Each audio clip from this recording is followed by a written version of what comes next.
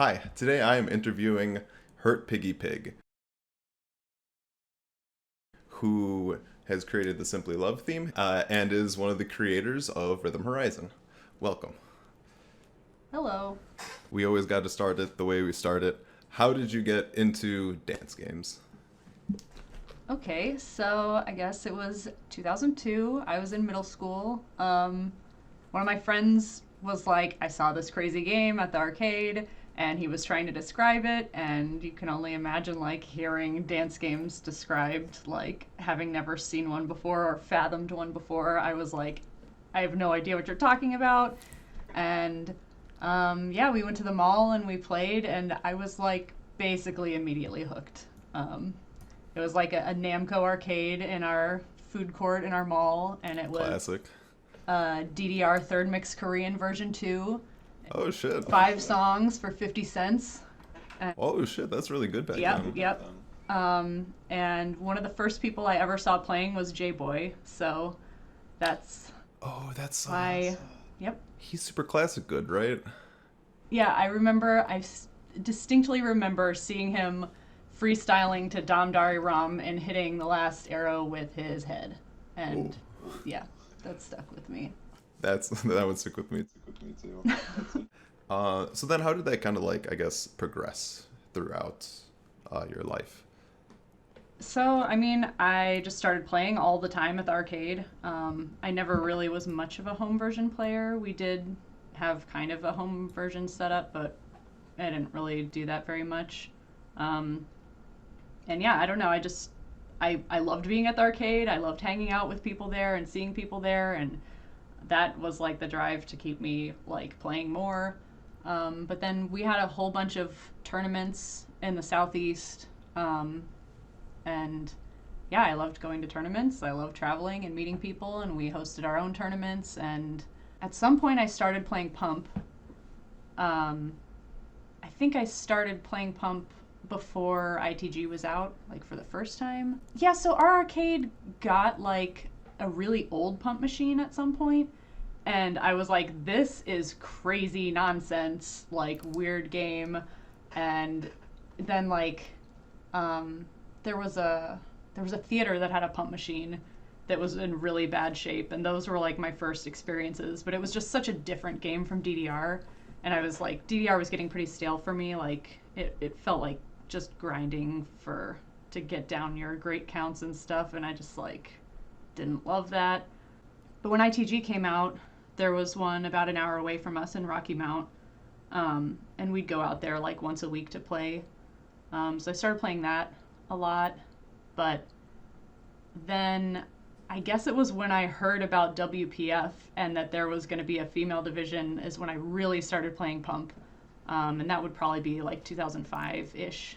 So were you competitive in the WPF division? I don't know anything about Pump. Yeah. Yeah. So, um, I guess every year, I think it's every year that there's been a WPF, that the U.S. like had, competitors invited to. I was the female representative. So Oh, for like America? several times. Yeah. Oh shit, that's awesome. That's really cool. I had no Yeah. idea you were good at Pump. I was. Yeah. So, I mean, there, in the beginning, there just weren't very many like females who played Pump in the U.S. that much. So, yeah, There's kind of just like no women in dance games in general. yeah, That's good. What was it like? I guess. Did they like pay for your flight and stuff like that? yeah. So I went. Okay, I went in 2006 in Korea was the first time that I went, and I brought my mom, and yeah, they flew us out there. I think they paid for everything for my mom. It's possible she just had to pay for the plane ticket. I can't remember. But they paid for everything for me for sure. So like they flew us out there. They put us in a hotel. Like basically took care of us for like 4 or 5 days and like took us around to museums and like shows and food and all sorts of stuff. And Oh shit. it's gotten it's gotten a little more lax like over the years because like more people are just wanting to go on their own and are just like tagging on. Like they used to have a lot more like control over like the group. But Yeah, it's pretty awesome. It's pretty awesome. Yeah, no, that's fucking cool. I thought it would be like, other dance game things where they kind of just say like, yeah, you're invited, come through, and like Yeah. leave you. That's really cool. So what's do you have connections with like the international pump community then? Oh, for sure. Yeah. Okay. I mean, seriously, if it weren't for like WPF and like Pump being so international, I definitely wouldn't have as many international dance game friends as I do now. But like, I don't know, the first people that I started talking to, I was in college, and I started talking to people in Brazil, and me and J Boy went down to Brazil together to visit them, like on our own in 2007, I think. That was awesome. I love Brazilians. I love Brazil. I've been wanting to go back ever since then. But yeah, I don't know. Like there's pump players everywhere, and like WPF, like getting to see people in person and then like being able to connect with them like after the fact online is like so good for the community. Really, like I really wish that other games did more like Andamiro does with WPF.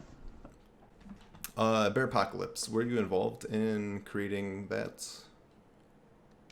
Yeah, I mean, I was dating Matt at the time, and he was like, I'm gonna have a tournament and I'm gonna invite these people to my condo, and I'm like, who are these people? Do you know them? And he's like, not really, and I'm like, okay. And the first one was very much like people didn't really know each other, but it was fun as hell, and we're like, yes, let's do more of this. So yeah, I mean, I love planning events. So usually I would plan like fun things for us to do like while everyone was in town. So like we'd go walk around downtown Chicago, or one time we rented like a bubble soccer like field, and we did freaking bubble soccer where you're like in a big ball and like crashing into each other, and we'd go to like the trampoline park. Like I love taking dance game people out of the like world of dance games and like seeing what it's like to hang out with them in a different way. And so yeah, I had a lot of fun doing that. And then I started my own tournament series, the girls tournament series, that was similar to Bearpocalypse. And that was so much fun too. I really like the two that we had at our house were like some of the like best weekends of my life. Seriously, it was so much fun. I just love bringing people together and like facilitating them to have a good time, and like, yeah. What was your motivation for creating, I guess, an all-women tournament and events? Well, I don't know. Being a girl in like this kind of competitive, like mostly masculine like hobby is like, I don't know, we're never like the majority, you know? There's never just like you're with a bunch of other girls, you know? And like the girls who are really like high skill are spread out, and it's not often that we get to be together. And so I was like, I just think it would be a different energy if we had a house full of girls like playing really hard stuff and supporting each other. And so like I structured the event to be a little less competitive and more of like a showcase of like, you could choose from 3 targets: timing, stamina, and speed, and you could accumulate points in each one. And so there was kind of a ranking at the end of like who placed like where for each one, but it was more about just like play what you think you're good at and show how awesome you are, and everyone's going to cheer you on, and it's going to be awesome. And that's very much what it ended up being like, and it was awesome. Okay, so why did you, I guess, make that choice to dial down the competitiveness of it? Because that's more what I'm interested in anyway. It's like I'm not really into direct competition, you know. It's a lot of pressure, and like what's really the point? I'd rather just see everyone do their best at what they feel they're best at, you know, and like push each other. So like for example, I think the first one I had, the international guest, we brought Shizuka from Japan, and she's like a DDR player really, and they didn't have like a lot of like ITG setups really to play on for her to practice. And so when she came over, we weren't really expecting a lot out of her, but like man, she pushed. She did amazing. It was like so hype cheering her on these things that she'd never tried before, and like she's a freaking machine. And yeah, that was just so much fun. It was so good. Awesome. So then why'd you stop doing that? We retired from having events in our house because it is a lot. It's just a lot having like 20 people in your house for a weekend. And yeah, we did several, and then I thought it would be cool to have the girls series be more of something that like we kind of shared, so that like a different person could host it in a different place each year.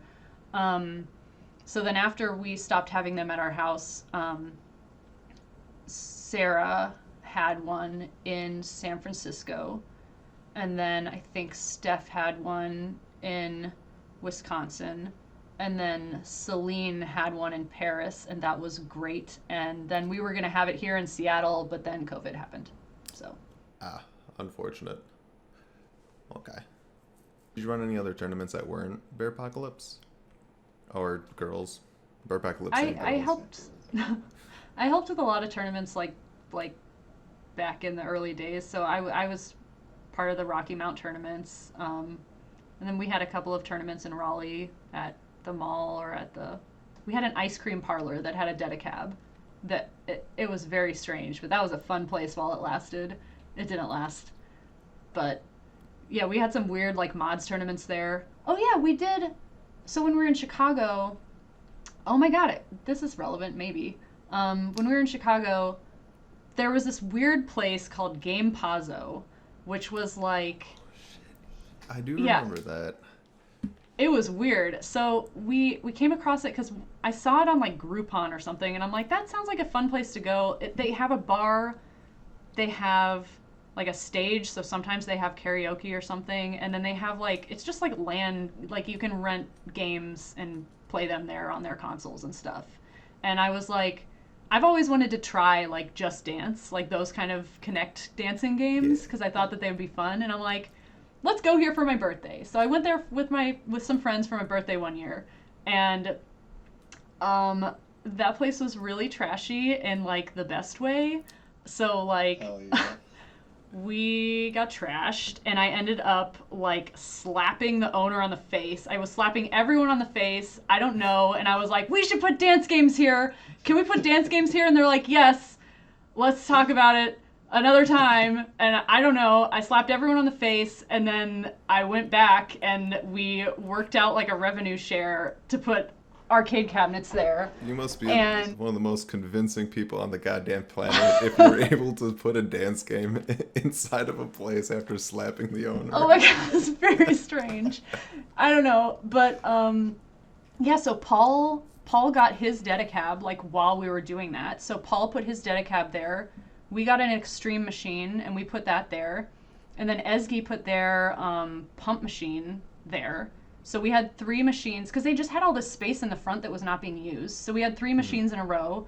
And then I made a deal. I was like, on Friday nights, it'll be 25 cents to play, because I just wanted to encourage people to go there at the same time and like socialize. Yeah. And so people just would go there on Friday nights, and the bartenders would always just like give us free drinks.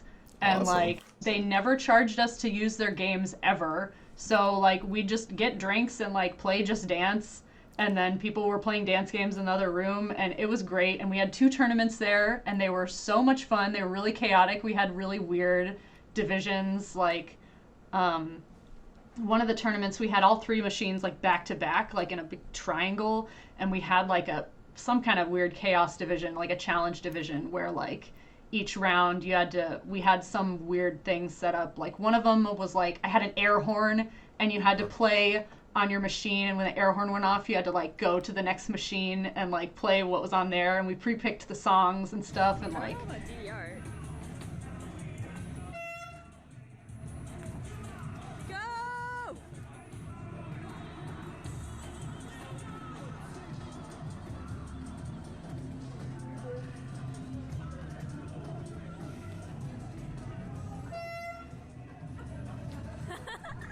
yeah, that was a fun place. And That's then at so the end, cool. they closed because like bad management, which I Turn- mean, surprise. Turns out giving free drinks to everyone and not charging from games. Bad Yeah. business model.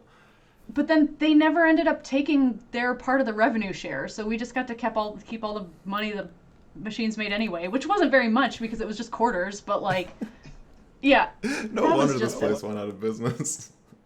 that was a very strange place and a very strange time, and it was so much fucking fun, and it was great. So That's fucking funny. I think I remember seeing a video of that dance game thing with the air horn, which maybe if that's still around, link in the description. I'll see if I can find some of those videos. It was good. I think it might have even been the final round of that. They had to play bag, and then I had a bunch of bags, and I kept like handing them bags, and they had to hold all the bags while they were playing bag, and it was just like, it was really ridiculous. I liked it.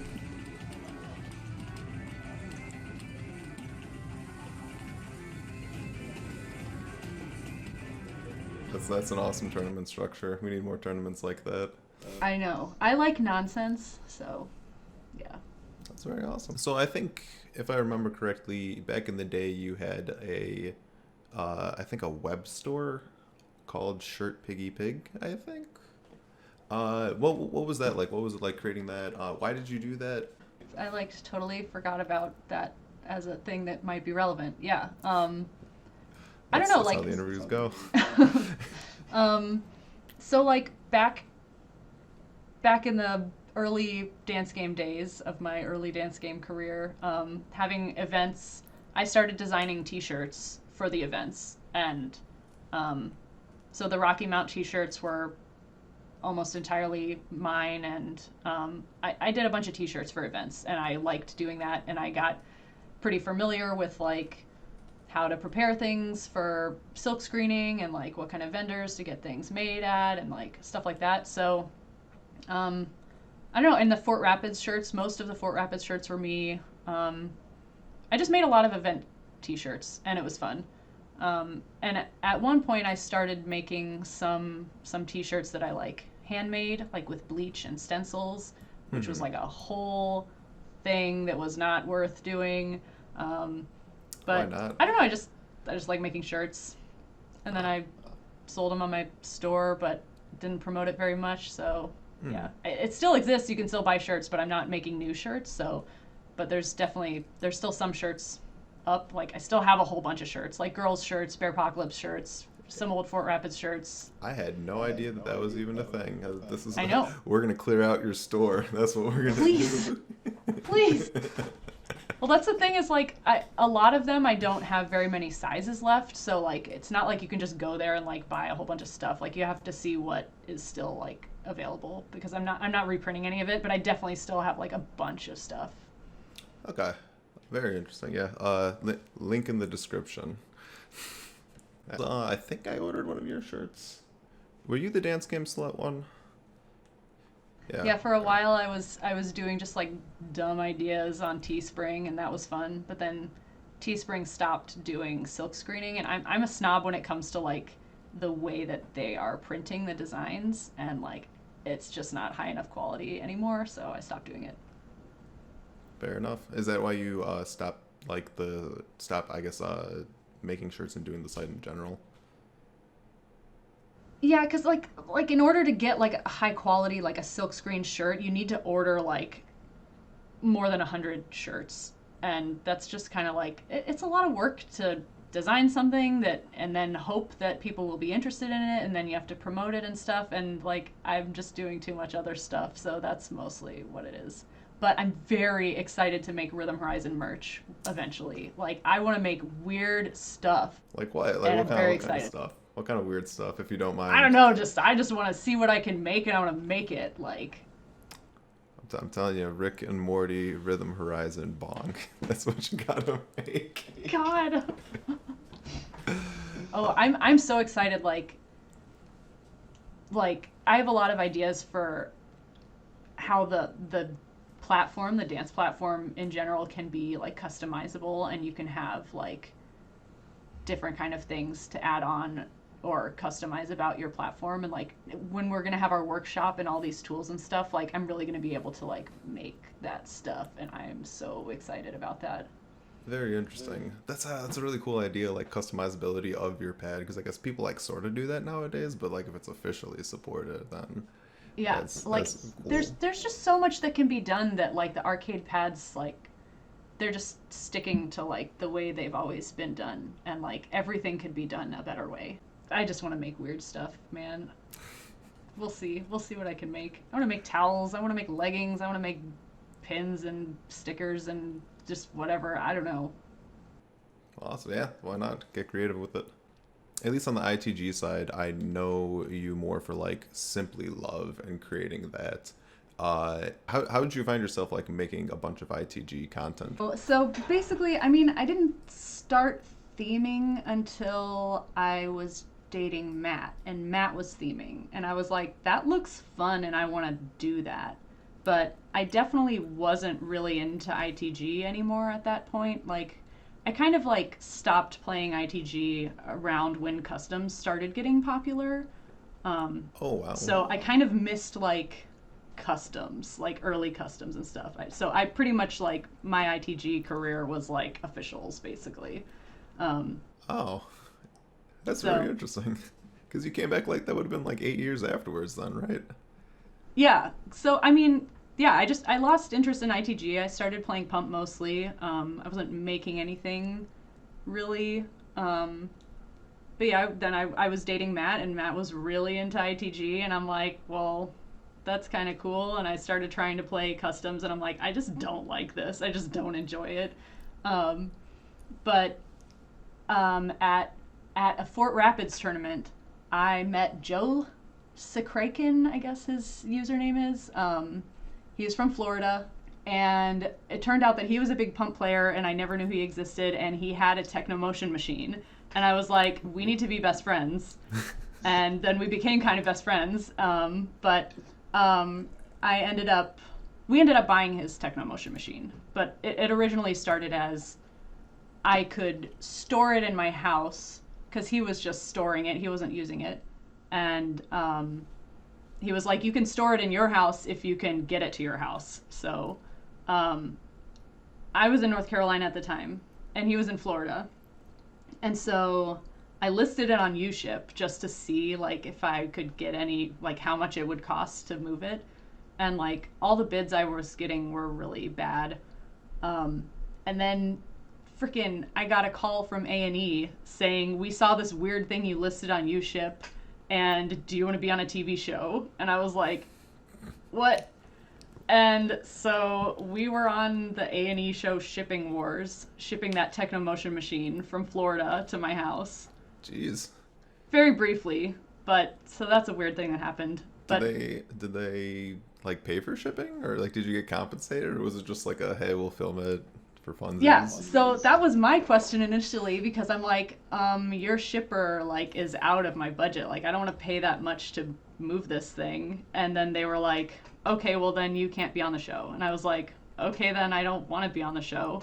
And then like 1 or 2 months later, they called me again, and they were like, we have a new shipper who will do it for the price that you asked. And I was like, oh, okay. So then we did it. But no, I definitely paid for all of it. There was no, yeah. Which episode was that? It's called Jennifer's Arch.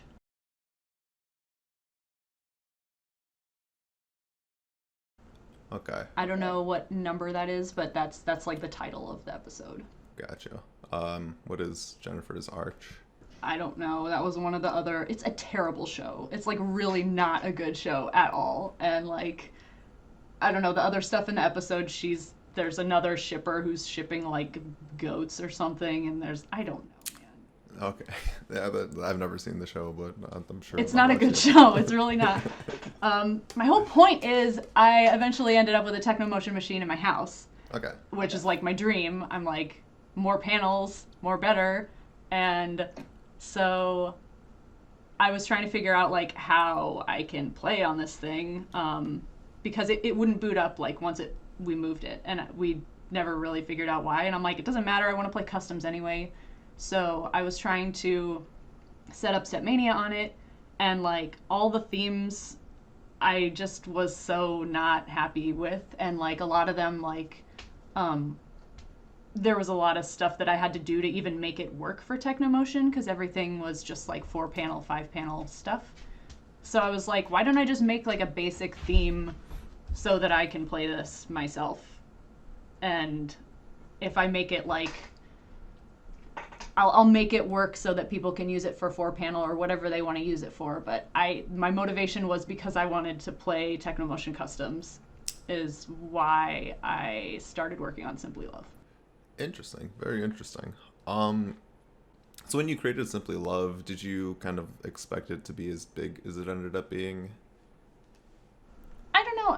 I mean, it took me quite a while. I don't actually remember how long I worked on it, but I think it was at least a couple of years.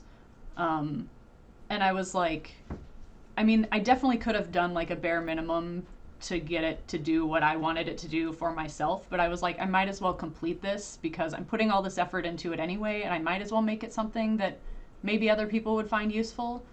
So, I mean, I definitely hoped that other people would use it, but I definitely didn't expect it to like spread so much and still be relevant now. Like, Yeah, I think actually even now, like it was like the de facto theme for a very long time, and then like the new themes that are cropping up to kind of replace it are still offshoots of Simply Love.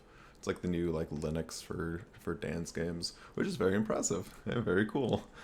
I mean, to be clear, like, I had nothing to do with the SM5 version. I made a 3.95 version originally, and so I know that I'm pretty sure the SM5 version is the one that everyone's using now. I don't actually know. I'm not really in the community that much. I'm just glad that I was able to make everyone have hearts all over their machines. Speaking of hearts, how did you land on the design style of Simply Love? I mean, I really just wanted something simple, like minimal, simple, like just uncluttered, because that's what my biggest complaint with like other themes was there's just like too much going on and I can't see what I want to see easily, and I like hearts and I like rainbows, so that's what happened. Nice. Did you draw inspiration from any other themes, or was it kind of your own thing? I don't think I really did. Because again, like I wasn't big into Stepmania or ITG. I pretty much skipped customs, so I'm not super familiar with ITG themes and stuff. So yeah, it's so simple. I mean, it's basically rectangles and hearts. So yeah. ain't nothing wrong with rectangles and hearts. So you're a developer for Rhythm Horizon. Why did you decide to create Rhythm Horizon? So, I guess it was 2013. I don't know, we kept making themes. I made Simply Love, and then Matt was still making themes, and we were hosting our own events, and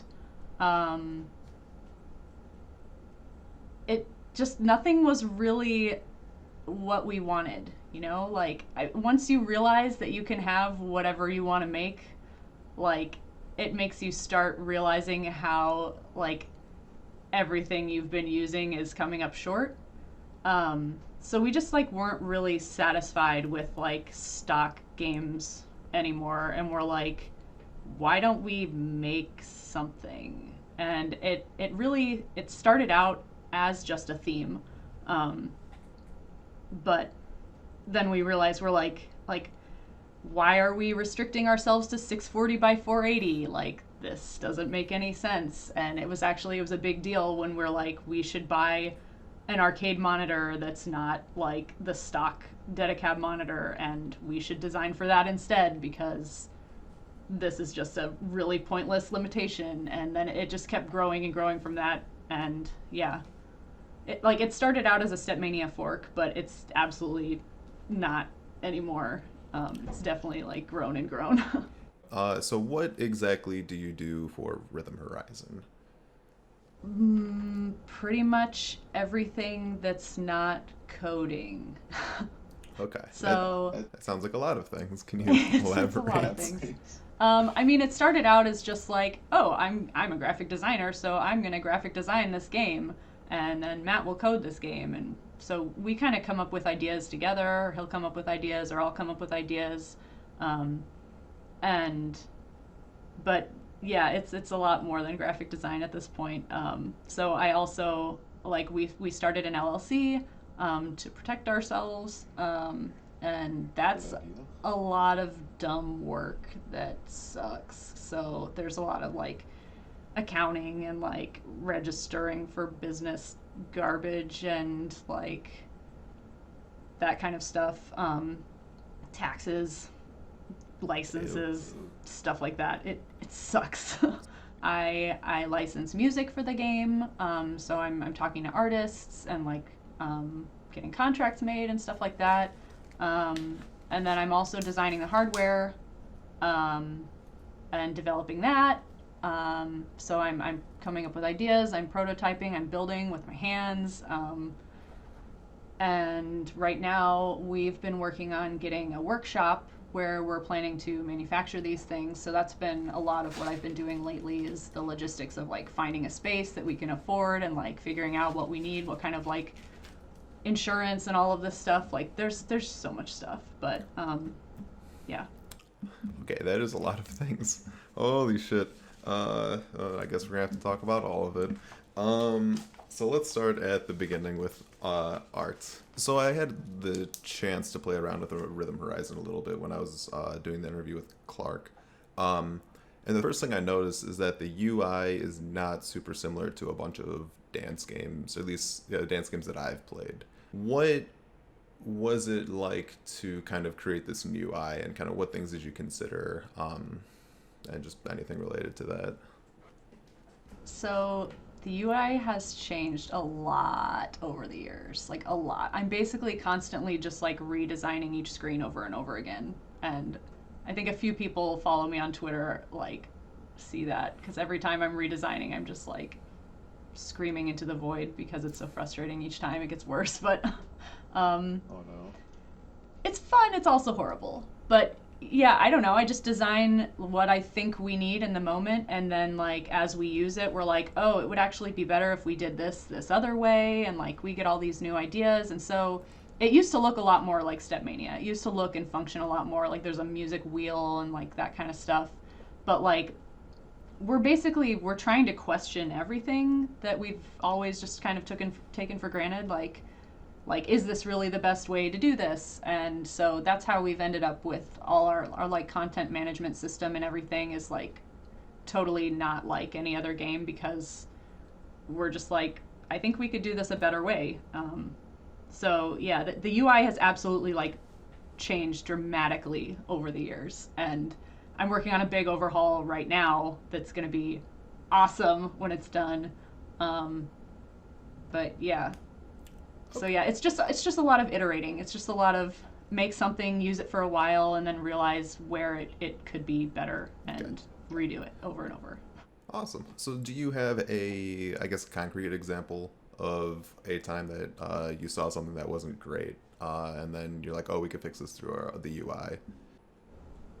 I mean, I don't know. I really feel like one of the biggest examples of like our game being quite different from like Stepmania or other games is really like the way that the content works, and like the fact that we have songs cut and synced on the server that are licensed, and then the user can just come in and like just set notes to it, basically. Like that you don't have to cut or sync or import or deal with any of that. So there's only one copy of the song, and then there's like charts get attached to that, or like and packs can have just our whole content system is like so different, and it feels like there's a lot of benefits to doing it the way. Yeah. It's not super UI thing, but like, I mean, I do have to figure out how to like design the UI around that. So yeah. I don't know. We just think about like what might be the best way to accomplish, like to solve certain problems, and then we have to figure out like now how does the user like interact with all of that. And so like visual style, so not necessarily like the hard, like this is how a person interacts with it. I've noticed that the visual style is similar, but like a little bit different than Simply Love. Did Simply Love influence, like the popularity influence how you design this? What was there an influence, or do you consider it a separate thing? I think my goals when I'm designing like these UIs is usually just like cram as much information as I can, but then also try and make it as not overwhelming as I can, which is really hard balance with Rhythm Horizon because there is a lot to see. I think it just tends to be that's kind of just my style and what I'm used to, you know? I don't know. Looking at Simply Love now, I'm kind of like, wow, this is very, like, I'm not excited about it anymore. I'm like, that is very old. That's something I did a long time ago. Like, Rhythm Horizon very much feels like more better, like, visually for me. Like, it feels more better. More better. Yeah. I don't know. I have this kind of like vague idea in my mind of like the energy and the like attitude that I want Rhythm Horizon to like convey. And so I'm just trying to do my mind's picture justice. And a lot of times I can't quite do it. Like my skills aren't quite there. But I think overall it's mostly how I want it to be. Okay. So then what I guess what attitudes and moods do you want Rhythm Horizon to convey? I want it to be sleek and clean and geometric and futuristic and like almost I like it feeling intimidating. That's part of it. Like I like this kind of it's dark, you know, it's like you know.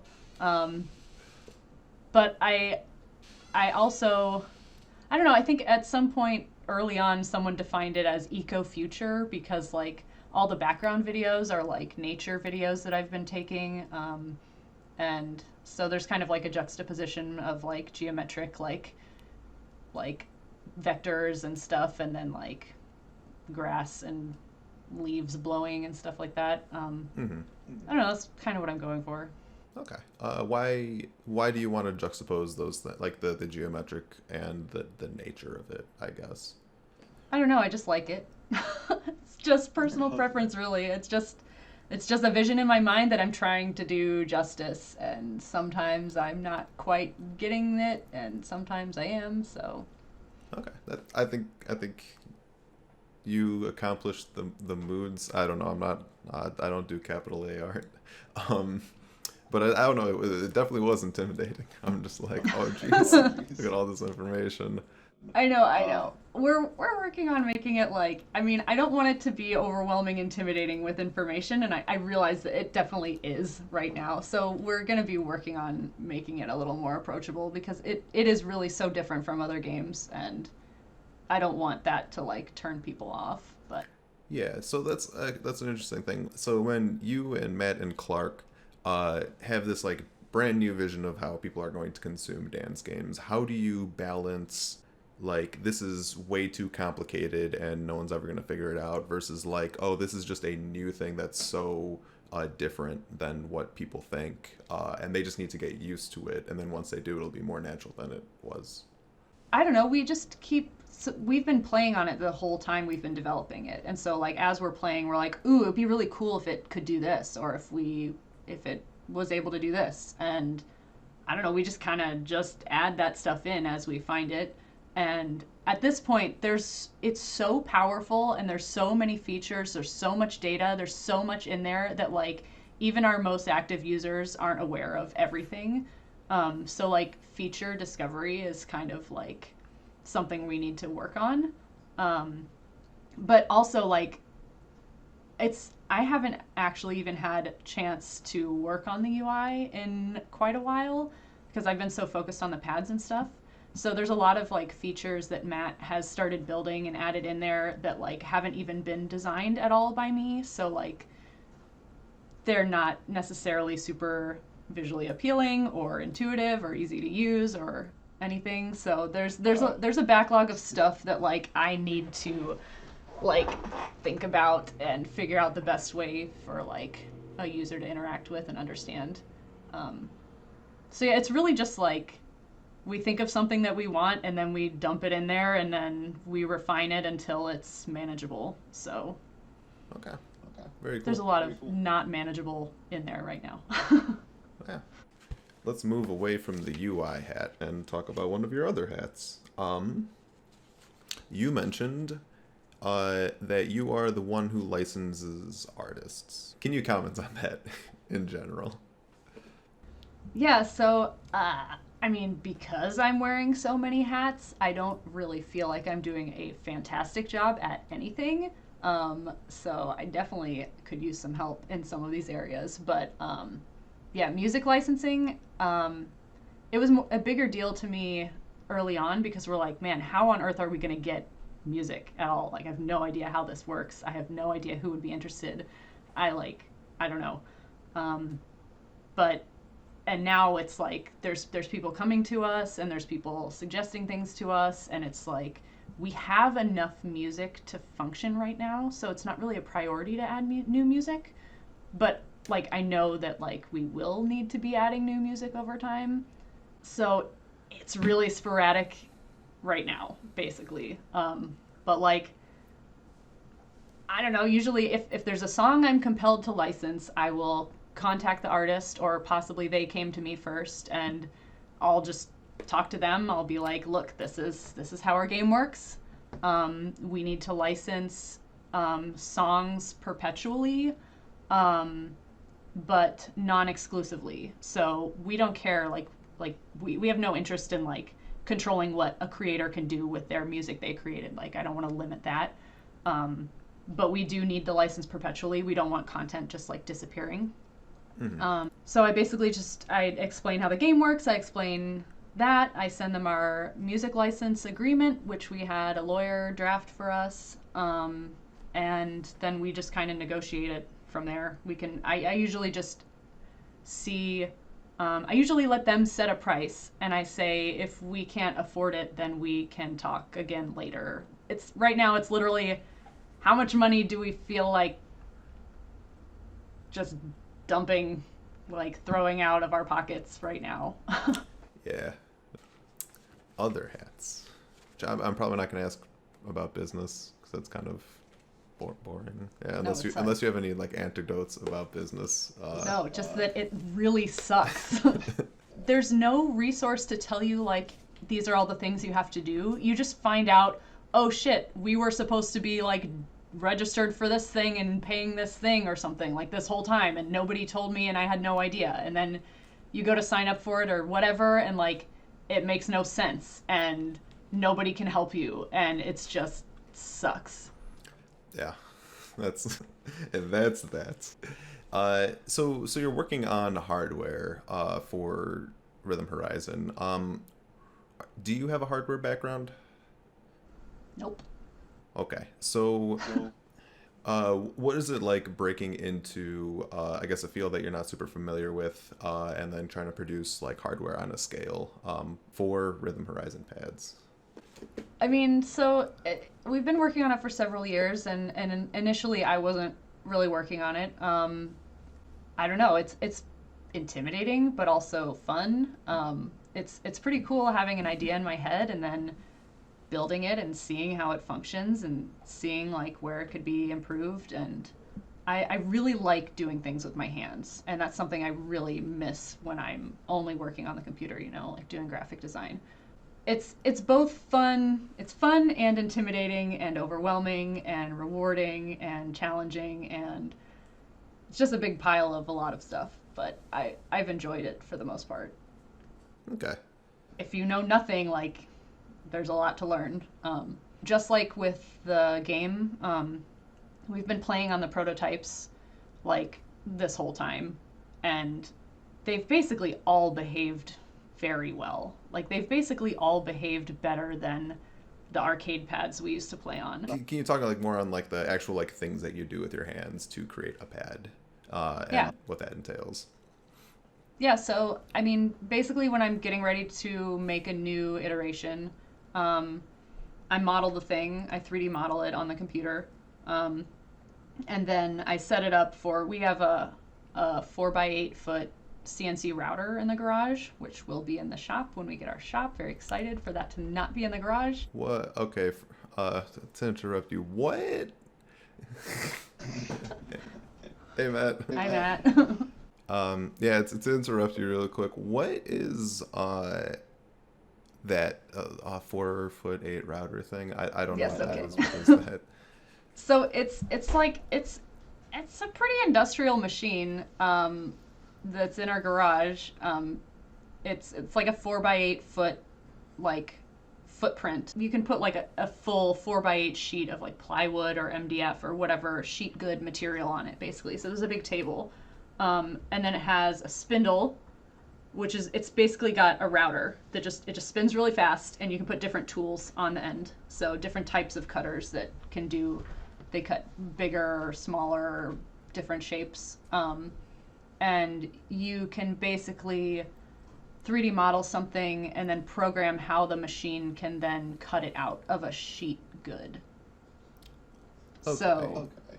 yeah, so I 3D model it, and you don't just 3D model it and say, make that. You have to then, like, say, okay, I'm going to use, like, this type of cutter that has, like, spirals in this way. It's this diameter, and it's going to, like, cut it in this many passes, like it'll go around at this speed, and you have to basically set like the feeds and speeds of how it will cut that out, and it can be a lot to get your mind around because you have to think about like how are you holding the material to the table, and like what order is it going to cut these things out so that the parts aren't going to like go flying, and like there's a lot to that.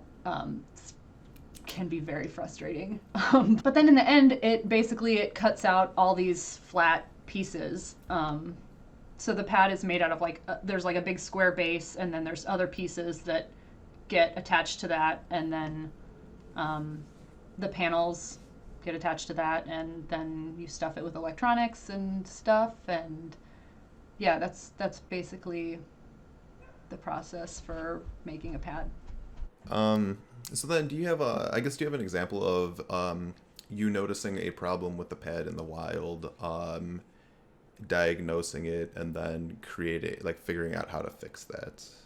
Yeah, a couple iterations ago, I mean, and still the pads we're playing on are not even the newest ones that I've made, which is disheartening, but the panels were like making a lot of noise because of the tolerances and the way things are lined up, and they absolutely cannot be making this much noise. I need to figure this out. And so I don't know, I just think of different ways that might be able to do it, and I build that into the next prototype, or I modify the one that we have now to see like if it's going to work out. Okay. Not to poke too much into industrial secrets. Do you like what kind of things would reduce noise?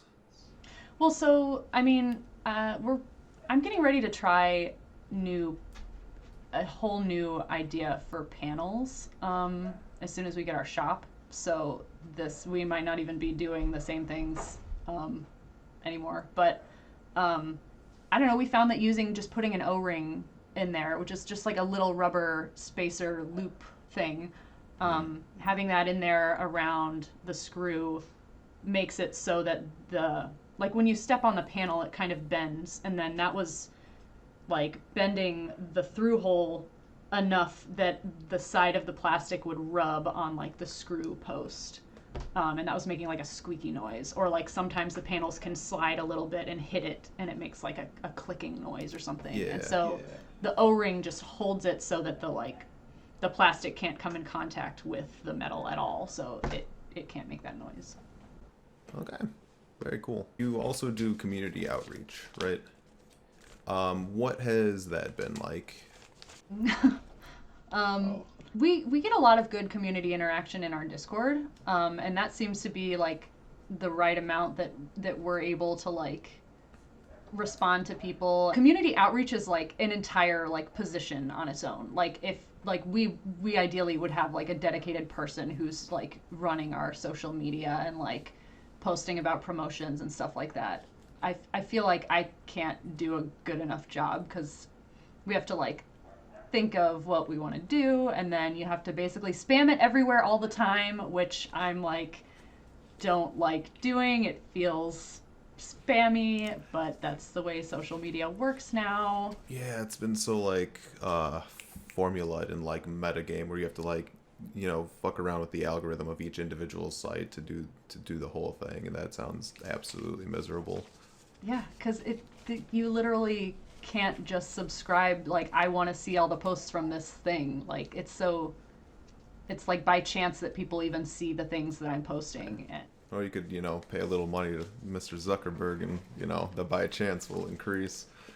Yeah, but that sucks. I mean, I've definitely done that a few times, but, like, it doesn't even necessarily turn into, like, useful way to spend money, like, I don't know, we love interacting with our community. Like, I love, like, teaching people how to use the game. I love seeing people get excited about the game. I love seeing what people are making in the game. Like, people have come up with some crazy, like, things to do in charts, and that's so exciting to me. But, like, we're doing so much other stuff that it's like, that doesn't tend to end up being a priority, really. You, Clark, and Matt, y'all seem very talented, and doing other stuff is probably a better use of your time than, like, twiddling a Facebook algorithm. But it's like, we don't, like, right now, we have a beginner who's started playing Rhythm Horizon, and it's his first... Oh, sorry, like a complete new to dance games person? New to rhythm games, entirely. Oh. And that's been very fun to see. First of all, it was really, like, nice to see that, like, 9 panels is not too much, like, apparently for a beginner. That's good. So that was cool. But yeah, I think that we really need a good, like, pack of beginner content that is, like, explicitly engineered to teach a beginner certain techniques. So I just drove a big circle around the country, and I brought a pad with me and had, like, random people play on it. Not random people, but some of my friends that I was visiting. I learned that it actually performs pretty well in just random setups. So I just pull it out of my car and plop it down. We had it, like, sitting on top of an ITG pad was fine. Sitting just on the floor is fine. You can hook it up to just most computers. Like, I just brought my laptop with me and we ran it off that and whatever monitor that the person had in their house, and that actually worked pretty well, which surprised me. And yeah, I don't know, most people got pretty used to it pretty quickly. I spent 2 nights with Windu in Chicago, and I really enjoyed watching him play. I feel like he's kind of like the epitome of, like, the kind of person who would enjoy, like, our game. And oh yeah, no, I love Windu, great guy. Yeah, so that was really fun, and it was the first time that he'd played on this pad, and it was the first time that he'd played our game, and he picked it up pretty quick, so that was nice to see. I stayed with my best friend in Cleveland for a week, and she like used to play on home pads, like in her basement in high school or whatever, and so that's about her, like, difficulty level. And so I watched her play, like, every night while I was there, and I took so many notes about, like, okay, these are things you should not be doing in charts, like, this is way too overwhelming. Like, I got a lot of really good information, and so right now I'm really, like, working on an effort to get some quality beginner charts. But, like, I'm not going to get that without, like, promoting this all over the place, and that's really hard to do and feels spammy, but I'm not going to get the charts unless people know about it. And so, like, yeah, I just constantly have to be doing, like, a million things at once and, like, checking back in on this thing and, like, yeah. Sounds overwhelming, honestly. Oh yeah. But it's very cool. Are y'all actually, this is another question that I asked Clark, or I asked Matt and Clark, is that it seems like all 3 of you are mostly disconnected with, like, how the other dance game communities at this point. Are y'all worried that that's going to be a negative for you when you try to, I guess when, like, the pads get released and you try to, like, reintegrate with the community?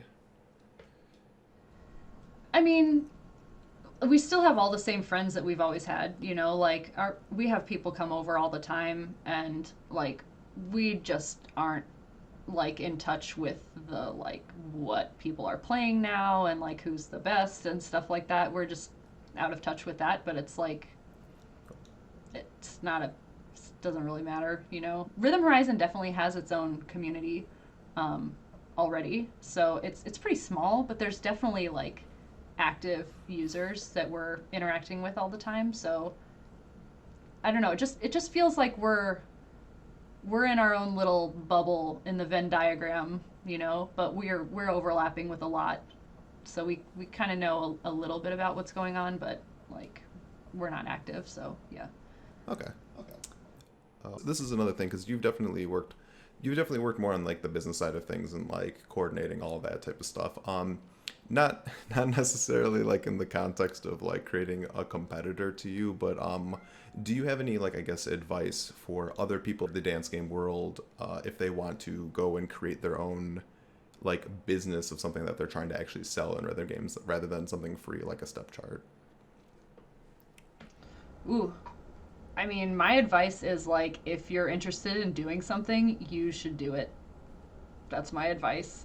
Like I mean, like from the beginning of this, we're like, I don't know, let's make a game and let's make pads, and I have no idea what all that entails, and like I'm just so happy that we decided to do that at all, because like it definitely has been a struggle. It's definitely hard, but like it's brought us so many good things. Like we wouldn't live in Seattle if we weren't working on Rhythm Horizon, and like I wouldn't be getting a workshop, which is like something I very much want and need. And like there's just I think if you have any interest in doing something constructive, I think you should just try and do it. Like Awesome. Good things will happen. Okay. Has COVID affected Rhythm Horizon production? A little bit, yeah. Not a ton, because I mean I typically work from home anyway. Now Matt is working from home, but he's just in an office upstairs. So I guess the differences are Matt's always home now, which I like. And yeah, I don't know, but getting parts sometimes is a lot slower right now because stuff is crazy right now. So like where the chip shortage is definitely gonna make it take longer for us to get our next batch of electronics. And but it really hasn't affected us a lot, but it has a little bit in terms of like delays in getting parts and stuff like that. Okay. What does the future of Rhythm Horizon look like in your opinion? Well, hopefully we'll get the pads out, and hopefully once people are able to have pads, they will want to play our game. And hopefully I really just would love to have an active community of people making content and then licensing music from people, artists in the community has been really fun. I don't know if Matt told you this story, but we have like channels for artists to self-promote in our Discord and stuff. And one of our artists came in and posted like a work in progress. He's like, this is very experimental for me, and what do you guys think? And several people were like, this is awesome, can we have this in the game? And then he finished the song and we licensed it and it's in the game. And it was like less than a week from work in progress to licensed in the game. And I really want more of that. Like, I'm just excited to have like a community and like things being made from community members to go back into the game, like just very community driven, like charts, content, music, everything, features. Like that's what I'm excited about. Awesome. That's very cool. So thank you very much for coming on to the show and explaining Rhythm Horizon and your history in dance games. If you want to download Rhythm Horizon, the link is in the description. So is there anything that you want to plug that's not just like Rhythm Horizon?